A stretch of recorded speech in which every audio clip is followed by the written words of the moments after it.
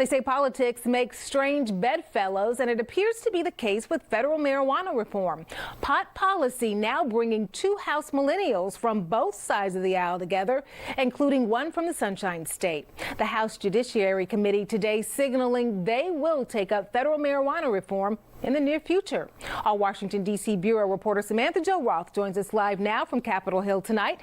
Can we expect to see any changes when it comes to federal policy?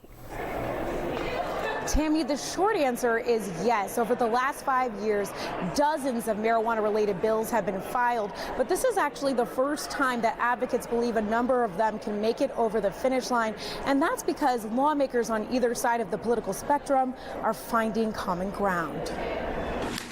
The marijuana movement has new life in the 116th Congress. I'm hopeful that we'll be able to shed the partisanship of this issue. Congressman Matt Gaetz is once again introducing legislation to expand research into the medical benefits of cannabis, and he doesn't want to stop there. I'm excited about the prospect of unifying liberty-oriented individuals on the right side of the political spectrum with people on the political left who believe that the war on drugs has failed in relation to cannabis in this country. The 36-year-old Republican is actively trying to link up with a self-described Democratic socialist. So if Ms. Ocasio-Cortez is interested in sponsoring cannabis legislation, I hope she would call me maybe. I mean, marijuana reform is a bipartisan issue now, so we're going to see folks on the left, far on the left, and folks on the right considering marijuana reform. We see opportunity in both chambers, but especially in the House. Advocates believe the tide is changing within the administration as well. William Barr, the president's nominee to replace Jeff Sessions as Attorney General, has signaled he won't be continuing his predecessor's push to crack down on pot if he's confirmed. With William Barr,